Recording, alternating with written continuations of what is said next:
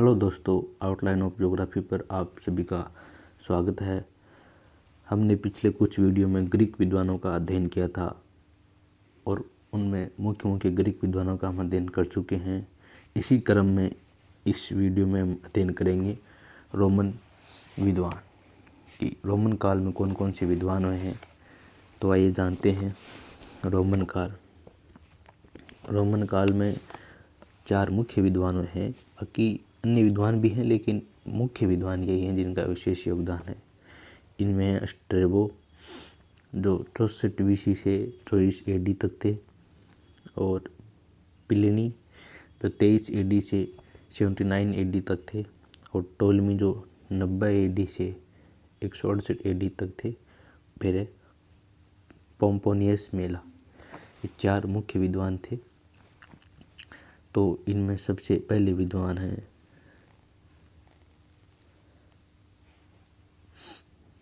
Strabo. Strabo बहुत महत्वपूर्ण विद्वान है। ईसा की प्रथम शताब्दी में इनका योगदान था, यानी ईसा मसीह की प्रथम शताब्दी में इनका योगदान था। जन्म अमेसिया तुर्की में हुआ था। और स्ट्रैबो को प्रादेशिक भूगोल का पिता कहा जाता है, यानी फादर ऑफ रीजनल ज्योग्राफी। यानी एक महत्वपूर्ण लाइन ये है कि प्रादेशिक भूगोल का पिता किसे कहा जाता है, तो स्ट्रैबो, उसका आंसर स्ट्रैबो होगा।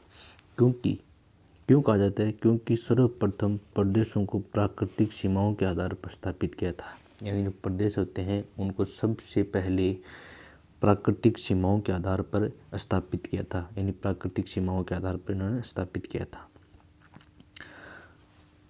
प्राकृतिक सीमाओं के आधार पर स्थापित किया था। उन्होंने ध्रुवीय क्षेत्रों के लिए स्टीरियोग्राफी प्रक्षेप यानी तिर्मियम ध्रुवीय प्रक्षेप बनाया था। यानी जो ध्रुवीय क्षेत्र है, जैसे उत्तरी ध्रुव, दक्षिण ध्रुव, यानी इनके आसपास के जो क्षेत्र हैं उन ध्रुवीय क्षेत्रों के लिए स्टीरियोग्राफी प्रक्षेप यानी तिर्मियम प्रक्षेप का निर्माण किया था। और भूगोल को कोरोलॉजी विज्ञान घोषित किया था। कोरोलॉजी विज्ञान का अर्थ होता है क्षेत्रीय वर्णन, यानी किसी क्षेत्र का वर्णन। अर्थ ये प्रथम विद्वान था जिन्होंने भूगोल को कोरोलॉजी विज्ञान कहा। भूगोल को क्षेत्रीय वर्णीय विज्ञान का, यानी कोरोलॉजी का अर्थ है क्षेत्र वर्णीय विज्ञान कहा।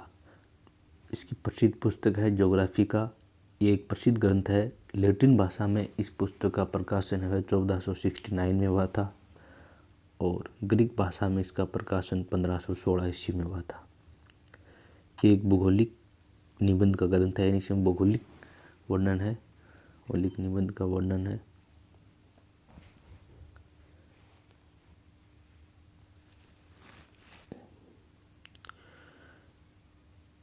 ये भूगोलवेताओं के लिए नहीं लिखी गई थी, राजनीतिज्ञों के लिए। यानी जो ज्योग्राफी का पुस्तक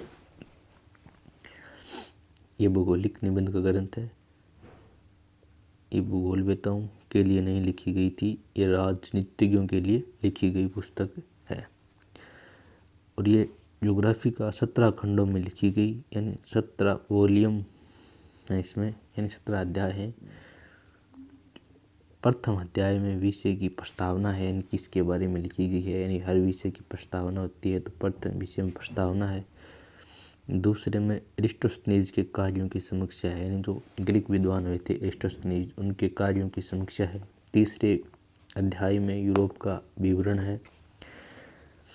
चौथे अध्याय में गौल, ब्रिटेन, आल्प्स का विवरण है। गौल यानी फ्रांस का क्षेत्र का विवरण है। और 5वें और 6ठे अध्याय में इटली और सिसिली द्वीप, जो ज्वालामुखी द्वीप है, उनका वर्णन है।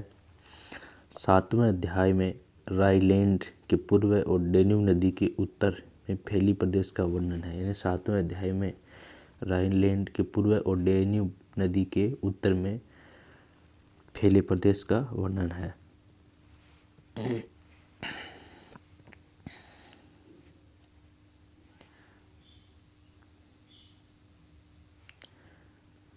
और 8वां, 9वां, 10वां यानी 3 अध्याय, 8वां, 9वां, 10वां, इन तीनों अध्यायों में यूनान और पड़ोसी द्वीपों का वर्णन है। जो यूनान है, उस यूनान का और उसके जो पड़ोस में जो द्वीप हैं उनका वर्णन किया है स्ट्रैबो ने। यानी ज्योग्राफी का पुस्तक में कौन से अध्याय में, 8वां, 9वां, 10वां अध्याय या खंड कह सकते हो, और 11 से लेकर 16 तक एशिया का वर्णन है। यानी 11 से लेकर अध्याय 16 तक स्ट्रैबो ने ज्योग्राफी का पुस्तक में एशिया का वर्णन किया है। 11वें अध्याय में एशिया और यूरोप के सीमावर्ती प्रदेश, यानी 11वें अध्याय में एशिया और यूरोप के सीमावर्ती, यानी एशिया और यूरोप महाद्वीप में उसके सीमावर्ती जो प्रदेश है उनका वर्णन है। और 12 से लेकर 14 तक कंबोडिया और यूजीन तट का वर्णन है। और 15वां अध्याय है, उसमें भारत और फारस और उनके बीच का क्षेत्र है। तो आपसे ये पूछ ले भारत का वर्णन किस खंड में है, तो 15वें खंड में या 15वें अध्याय में। तो ये लाइन है वो इम्पोर्टेंट है कि भारत का वर्णन है वो 15वें खंड में या 15वें अध्याय में है। 16वें अध्याय में असीरिया, फिलिस्तीन तथा अरब का वर्णन है। 16वें अध्याय में असीरिया, फिलिस्तीन तथा अरब का वर्णन है। और 17वें अध्याय में अफ्रीका महाद्वीप विशेषकर मिस्र का वर्णन है। ये बात भी इम्पोर्टेंट है कि अफ्रीका महाद्वीप का वर्णन किस खंड में है, 17 में। और ये पूछ ले कि विशेषकर मिस्र का वर्णन, तो वो 17वें खंड में है।